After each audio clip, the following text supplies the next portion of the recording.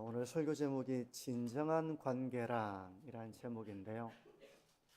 진정한 관계라는 것은 어떤 것일까요?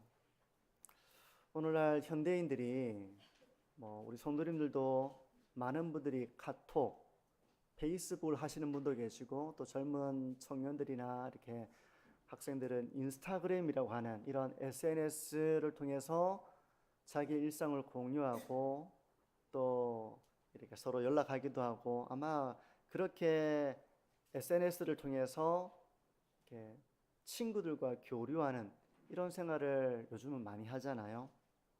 근데 오늘 현대인들은 이렇게 많은 친구들이 있습니다. 그러니까 이제 SNS를 통해서 카톡이나 페이스북이나 이런 통로를 통해서 많은 친구들과 관계를 맺고 있지만 정작 마음속에 있는 이야기를 나눌 수 있는 친구는 단 한 사람도 없다. 이렇게 한 신문 기사에서 그런 통계 자료를 가지고 기사를 쓴 내용을 제가 봤거든요.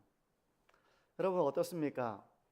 마음속 깊은 이야기를 나눌 수 있는 참 이 사람은 나에게 진정한 관계다 라고 말할 수 있는 사람이 있으신가요?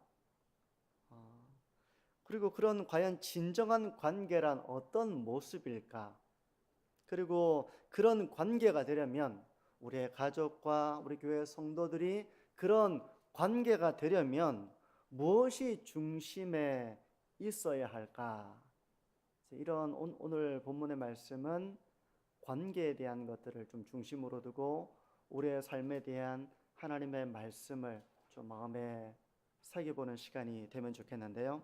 오늘 본문을 통해서 살펴보려고 하는 것은 두 관계입니다. 첫 번째는 사울과 다윗의 관계입니다.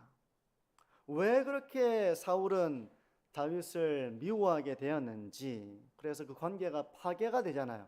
끊임없이 죽이려고 하고 도피하는 그런 관계가 되거든요. 다시는 만날 수 없는 그런 관계까지 됩니다. 왜 그렇게 되었을까? 첫 번째는 바로 사울과 다윗의 관계를 우리가 좀 살펴보려고 하고요. 두 번째는 요나단과 다윗의 관계입니다. 아버지는 그렇게 죽이려고 했던 다윗이었지만 요나단은 어떻게 그렇게 다윗을 사랑하게 되었는지, 이들의 관계가 그토록 견고하게 아름답게 세워질 수 있었던 이유가 어디에 있었는지, 이 두 관계에 대해서 우리가 좀 생각을 해보려고 합니다. 첫 번째는 사울과 다윗의 관계입니다. 30절과 31절을 보시기 바랍니다. 사울이 요나단에게 화를 내며 그에게 이르되 패역무도한 계집의 소생아, 네가 이새의 아들을 택한 것이 너의 수치와 너의 어미의 벌거벗은 수치됨을 내가 어찌 알지 못하랴. 이새의 아들이 땅에 사는 동안은 너와 너의 나라가 든든히 서지 못하리라. 그런즉 이제 사람을 보내어 그를 내게로 끌어오라. 그는 죽어야 할 자이니라. 잘 아시다시피 사울이 다윗을 이렇게 미워하게 된 데에는 깊은 질투가 있었습니다. 다윗이 백성들의 사랑을 받으면 받을수록 사울은 깊은 시기를 느꼈습니다. 질투를 느낀 거예요. 그리고 그 질투는 나중에 두려움으로 변하게 됩니다. 이 다윗이 백성들의 그런 지지와 사랑을 받으면서 어느 순간 이 자기의 왕권을 노리지는 않을까 하는 그 마음의 두려움을 가지게 되는 거예요. 그러니 이전에는 그렇게 든든하던 다윗이 이제는 자기를 위협하는 걸림돌이 된 겁니다. 저는 여기서 사울이 다윗을 대하는 그 방식을 좀 생각해 보려고 하는데요. 사울이 다윗을 대하는 방식은 다윗이 자신에게 유익한 존재로 여겨졌을 때는 다윗을 환대하고 그를 사랑스럽게 여겼습니다. 나에게 유익한 존재니까요. 사람이 다 그렇지 않습니까? 나에게 유익한 존재면 우리는 모두 사랑스럽잖아요. 나에게 유익한 존재니까. 그런데 어느 순간 다윗이 자신에게 위협이 되는 존재라고 느낀 순간, 다윗은 그런 마음도 없었지만 사울이 그렇게 느낀 순간 사울은 다윗을 제거하려고 했습니다. 이것이 바로 사울이 다윗을 대하는 방식이었습니다. 나에게 유익한 존재라면 그는 가까이 두어야 할 사람이지만 나에게 조금이라도 해가 되고 위협이 된다면 그는 제거되어야 될 사람이다. 사울은 딱 이렇게 단적으로 다윗을 대하는 방식을 우리가 이렇게 정리해 볼 수 있습니다. 그러니 이런 사울은 어떤 인물입니까? 사울은 철저하게 다윗을 이용하는 사람이지 다윗과 함께 주 안에서 그런 교제하고 사랑하고 언약적인 관계가 아니라 그저 다윗은 나에게 이용되어야 될 사람이에요. 쓰임새가 있으면 가까이 두는 것이고 자신에게 위협이 되고 불편한 존재가 되면 제거되어야 될 사람이라고 생각한 것처럼 사울에게 타인은 바로 자기에게 이용할 만한 가치가 있으면 가까이 두는 것이고 그런 가까이 둘 만한 가치가 없으면 제거해야 될 대상이라고 사울은 그렇게 인간관계를 맺고 있었다는 것입니다.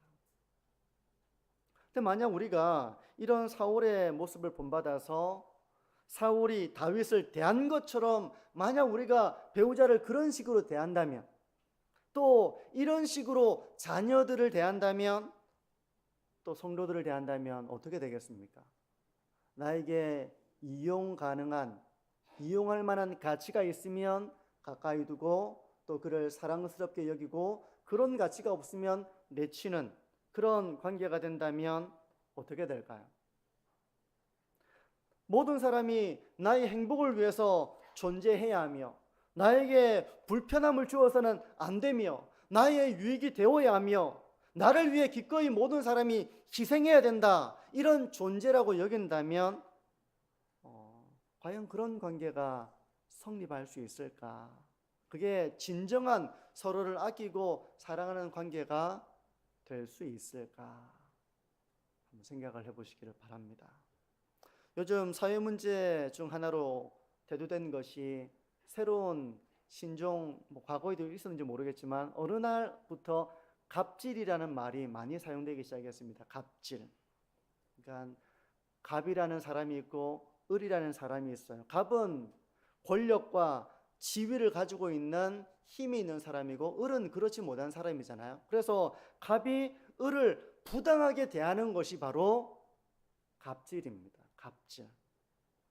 직장에서는 상사가 부하 직원에게 이렇게 갑질을 하는 모습들이 있죠. 그리고 식당이나 백화점 같은 곳에서는 고객이 직원에게 갑질하는 경우도 있습니다.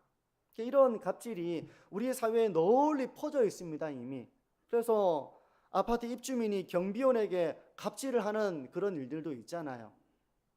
인사를 안 한다고 막 욕을 하고 막 하지 않아도 될 일을 시키고 안 하면 자르고 막 이렇게 하는 일들이 생겨나고 있는 겁니다.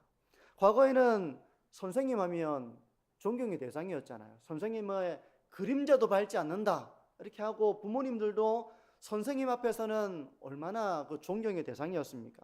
근데 요즘에는 학부모가 교사에게 지나친 요구를 하면서 이른바 갑질을 하는 풍경이 펼쳐지고 있다고 합니다. 그러니까 교사들이 갑질을 당하는 거예요. 학부모들이 이렇게 해라 저렇게 해라 이런 요구들을 막 하면서 그 요구대로 하지 않을 때에는 폭언과 이런 부당한 일을 겪도록 한다는 것입니다. 사람들이 자신이 나름 강자라고 인식이 되면 다른 사람보다 힘이 없고 자기에게 힘이 있다고 생각하면 그 사람을 향해서 함부로 폭언을 하고 또 그 사람을 괴롭히고 사울이 다윗을 향해 창을 던진 것처럼 그 사람의 인격을 향해 비수를 날리는 이런 일들이 이미 우리 사회 문제 중에 하나가 되어 있습니다. 아마 오늘날의 문제는 아닐 거예요. 오랜 역사 속에서 힘이 있는 사람들은 군림하고 또 그렇게 다른 사람을 이용하기도 한 것이 어제 오늘 말의 일은 아니었을 것입니다. 근데 만약 이런 식으로 우리가 서로를 대한다면 뭐 경중의 차이는 있겠죠. 다른 사람을 이용하고 나를 위해 헌신해야 되고 내 행복을 위해 존재해야 되고 나를 불편하게 해서는 안 되고 내 중심적인 그런 가운데서 서로 가족과의 관계를 맺으려고 하고 성도들과의 관계를 맺으려고 하고 타인을 그렇게 대한다면 결코 건강한 관계가 될 수 없을 것입니다. 우리는 모두 평등하기를 바라고 또 인격적인 관계를 바랍니다. 내가 다른 사람을 존중하듯이 나 자신도 존중받기를 원합니다. 근데 한쪽으로 기울어진 관계, 어느 사람이 갑이 되고 어느 사람이 을이 돼서 을은 전적으로 갑을 위해서 존재해야 되고 이런 관계는 오래 갈 수 없고요. 언제라도 금이 가고 갈등이 생겨나도 이상하지가 않습니다. 이게 바로 사울과 다윗의 관계입니다. 그러면 우리는 어떻게 관계를 만들어 가야 할까? 저는 여기서 두 번째로 요나단과 다윗의 관계를 좀 살펴보려고 하는데요. 역정을 내는 그 아버지를 향해서 요나단이 한 대답과 그 행동을 보시면 32절에서 34절입니다. 요나단이 그의 아버지 사울에게 대답하여 이르되 그가 죽을 일이 무엇이니까? 무엇을 행하였나이까? 사울이 요나단에게 단창을 던져 죽이려 한지라 요나단이 그의 아버지가 다윗을 죽이기로 결심한 줄 알고 심히 노하여 식탁에서 떠나고 그 달의 둘째 날에는 먹지 아니하였으니 이는 그의 아버지가 다윗을 욕되게 하였으므로 다윗을 위하여 슬퍼함이었더라. 아버지인 사울과 달리 요나단은 다윗을 사랑했습니다. 도대체 다윗을 죽이려고 하는 이유를 알 수 없어서 아버지가 답답했습니다. 도대체 그가 무엇을 잘못했습니까? 답답했어요. 그래서 아버지 앞에서 항변하기도 했습니다. 다윗을 죽이려는 일은 부당하다. 아버지, 그건 부당한 일입니다. 라고 요나단은 직언을 했습니다. 마치 브레이크가 파열된 자동차가 돌진하는 것처럼 아버지가 다윗을 죽이려고 돌진하는 것을 막기 위해서 아무도 나서지 못하는 그 상황 가운데 요나단이 아버지를 막아선 것입니다. 그러면 요나단은 왜 그렇게 다윗을 아꼈을까요? 왜 그렇게 다윗을 사랑했을까요? 만약 이 사울의 말처럼 다윗이 왕이라도 된다면 요나단은 아버지의 뒤를 이어서 왕이 되지 못합니다. 하늘 아래 태양이 두릴 수 없는 것처럼 만약 그렇게 된다면 요나단은 다윗의 신하가 되어야 하거나 아니면 이제 보통 이렇게 되면은 왕족들이 다 이렇게 제거가 되거나 뭐 유배를 가거나 이제 그런 일들이 일어나잖아요. 제거가 될지도 몰라요. 요나단은. 그것은 인간적으로 볼 때 사울의 말처럼 왕족인 자기 가문에게는 수치스러운 일이 될 수 있습니다. 왕족으로서 이 지위를 유지하고 하려면 위협이 되는 그 대상을 제거해야 되지. 넌 어찌 그를 감싸고 있느냐? 넌 어찌 그를 그렇게 아끼고 있느냐? 그게 너의 수치가 된다는 걸 왜 모르느냐라고 아버지가 요나단을 다그치는데 그럼에도 불구하고 요나단은 다윗을 아버지처럼 대할 수가 없었던 것입니다. 왜 그랬을까요? 어떤 사람은 이런 요나단과 다윗의 관계를 동성애와 연결해서 해석을 하기도 하는데 그것은 가당치도 않은 해석이죠. 요나단이 다윗을 사랑하지만 그것은 남녀가 느끼는 그런 감정으로서의 사랑은 아닙니다. 그런 사랑은 아니. 만약 그렇게 이해하려고 한다면 그건 성경을 완전히 곡해하는 일이 되겠죠. 요나단과 다윗의 관계는 신앙 안에서 이루어진 관계입니다. 신앙 안에서 서로를 아껴주는, 서로를 위해주는 그런 언약적인 관계였던 거예요. 요나단은 다윗이 장차 이스라엘의 왕이 될 것이라는 것이 하나님의 뜻임을 그는 알고 있었습니다. 그러니 그걸 막아서는 안 되죠. 그 때문에 하나님의 뜻에 순종하여 다윗을 지키고 다윗을 아낀 것입니다. 그 인간적인 어떤 정에 의한 관계가 아니라 하나님 안에서 맺어진 관계였고 신앙 안에서 다윗을 존귀하게 본 겁니다. 사무엘상 23장 17절에 요나단이 도피 중인 다윗을 향해 이렇게 말합니다. 두려워하지 말라. 내 아버지 사울의 손이 내게 미치지 못할 것이요 너는 이스라엘 왕이 되고 나는 내 다음이 될 것을 내 아버지 사울도 안다. 지금 이 상황이 어떤 상황인가 하면 다윗이 사울을 피해서 도피하고 있는 상황이었습니다. 하루하루가 고단하고 하루하루가 불안하고 하루하루가 사울을 피해서 마치 숨바꼭질하듯이 피해야 되는 그 상황 속에 요나단이 다윗에게 한 말이에요. 두려워하지 말아라. 사울의 손이 너에게 미치지 못할 것이다. 하나님이 너에게 기름을 부으셔서 너를 이스라엘의 다음의 왕으로 삼은 것을 나는 알고 있고 그래서 나는 너의 다음이 될 것이다. 사울도 이 사실을 알고 있다. 그러니 지금 네가 도피 생활을 한다고 해서 두려워하거나 낙심하거나 절망하지 말아라. 조금만 이 시간을 견디게 된다면 너는 장차 이스라엘의 왕이 될 것이야. 이렇게 요나단이 다윗을 격려하고 있는 것입니다. 이것은 또 요나단의 믿음이기도 했어요. 우리가 이렇게 요나단처럼 하나님의 뜻을 분별해서 서로를 대하는 지혜를 배우게 된다면 우리의 관계가 어떻게 변할까요? 우리가 요나단처럼 하나님의 뜻을 분별하고 그 사람을 대하는 것입니다. 만약 남편과 아내가 하나님의 뜻을 분별하여 서로를 대한다고 해보십시오. 남편은 어떻게 아내를 대하겠습니까? 남편은 그리스도께서 교회를 위해 주신 것처럼, 자신을 주신 것처럼, 자기의 생명을 주신 것처럼 만약에 남편이 아내를 그렇게 사랑한다면 남편과 아내의 관계가 어떻게 되겠습니까? 또 아내가 교회가 그리스도께 복종하는 것처럼 남편을 존중하고 존경한다면 이런 상호간의 부부의 관계는 어떻게 되겠습니까? 이런 언약 안에서 서로 부부로서 지켜야 할 하나님의 도리를 지켜나가고 서로 헌신해 나갈 때 그 관계는 더 깊은 사랑의 관계로 도약해 가는 것입니다.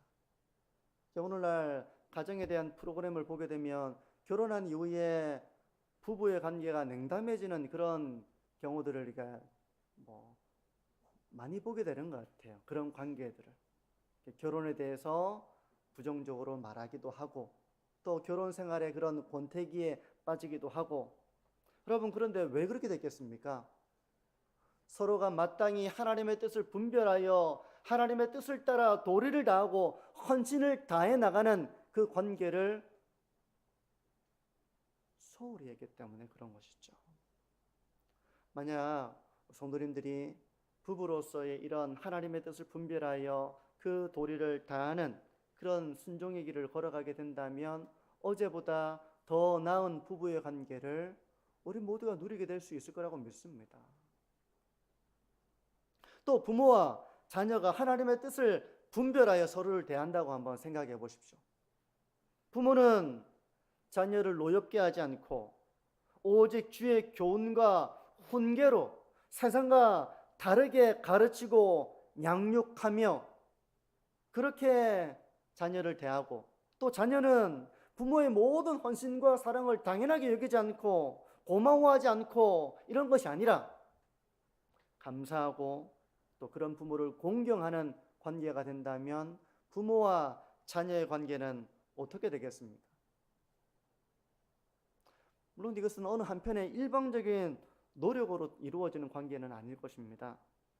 서로가 노력하고 서로가 헌신할 때 그 관계는 더욱더 깊어지는 관계가 되는 것이죠.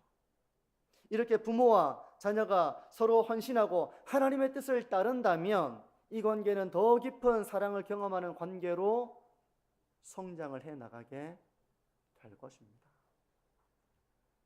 또 성도가 서로를 그리스도 안에서 형제며 자매라는 하나님의 말씀을 믿고 또 서로를 존귀하게 여기며 혹 허물과 잘못이 있을 때는 내가 겸손하게 온유하게 그 잘못을 바로잡기 위해 노력하고 서로를 위해 기도하고 어려움 가운데 있는 사람을 말과 혀로만 사랑하지 않고 그를 위해 기도할 뿐만 아니라 행함과 진실함으로 사랑한다면, 그리고 서로 은혜를 나누고 축복하고 기도하는 그런 교제를 누리게 된다면 이런 관계는 삼겹줄처럼 쉽게 끊어지지 않는 그런 관계로 발전해 나가게 될 것입니다.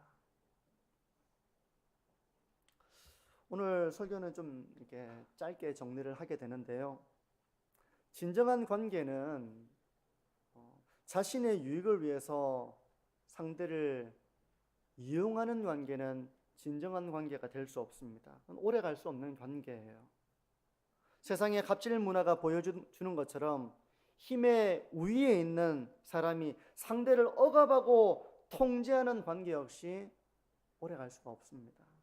오히려 그런 관계는 서로에게 깊은 상처를 남기게 되는 것이죠. 요나단과 다윗의 관계는 우리에게 진정한 관계가 무엇인지에 대한 그런 하나님의 비전을 잘 보여줍니다.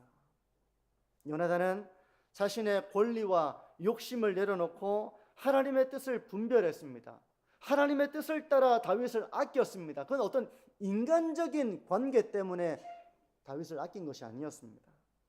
다윗은 하나님이 기름 부으신 그런 사람이었고, 다윗은 하나님과 동행하는 사람이었고, 그는 어떤 잘못을 한 것도 없고, 그렇기 때문에 다윗은 하나님 안에서 다윗을 아끼고 사랑했던 것입니다. 이처럼 우리가 하나님 안에서 서로의 존귀함을 발견하고 하나님의 뜻을 우선으로 두고 기꺼이 자기 자신을 헌신하는 이런 관계를 세워나갈 때 우리의 관계는 진정한 관계로서 서로를 아끼고 서로를 사랑하는 그런 관계로 발전해 나갈 수가 있는 것입니다. 가족 간이든 교회의 성도 간이든 우리가 맺는 모든 관계의 중심에는 하나님이 있어야 됩니다. 하나님의 뜻을 분별해야 됩니다.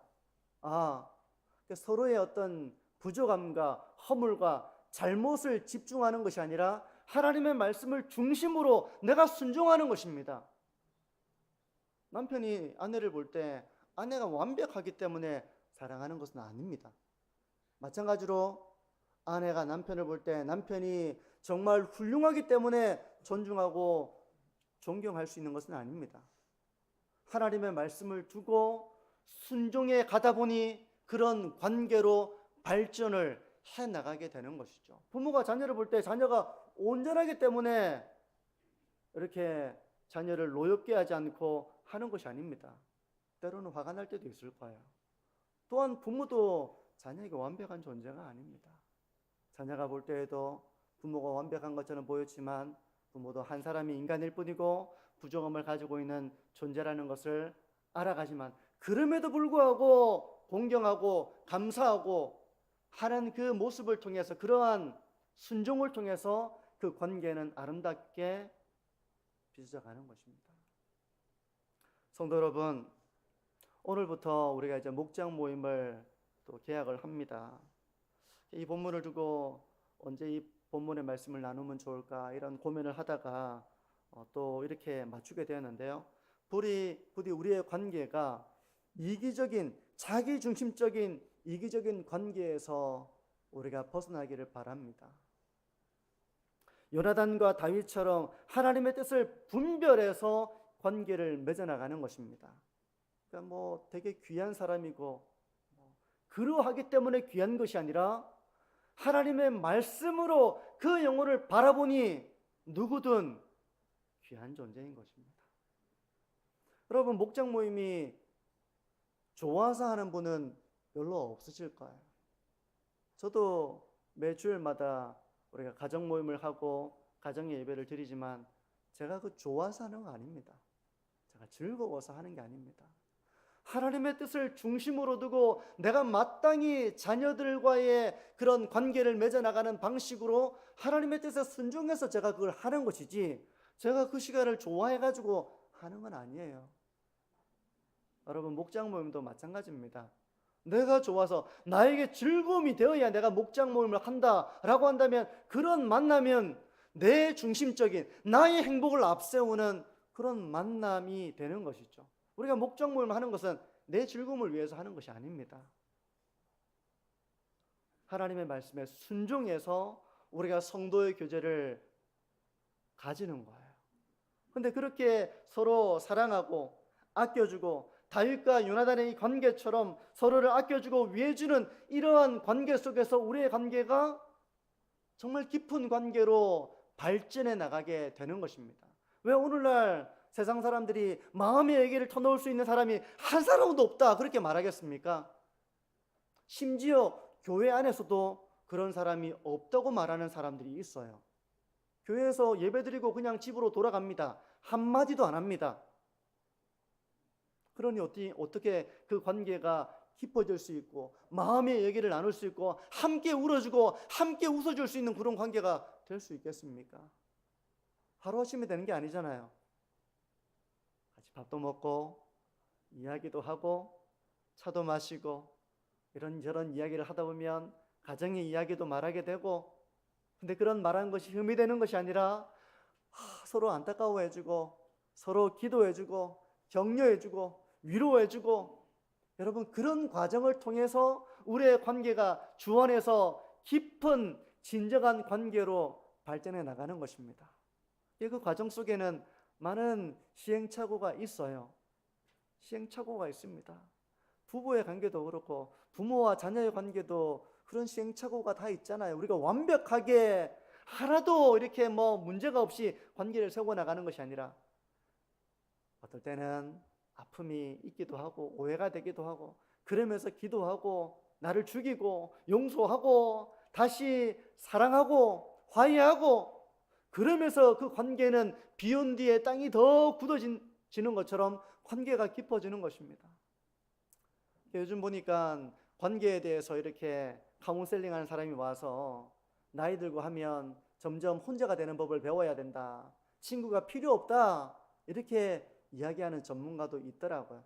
왜냐하면 친구 맺고 관계를 하다 보니 그 끝은 전부 다 상처 주고 상처받고 마음이 괴롭고 함께하는 이 서로 찌르는 이런 가시 때문에 괴로우니까 결국은 혼자가 되기를 택해버린 그런 세상 사람들의 대안을 이야기하면서 친구 필요 없다 이렇게 이야기하는 걸 보면서 이게 세상의 모습이구나 하는 생각이 들었습니다.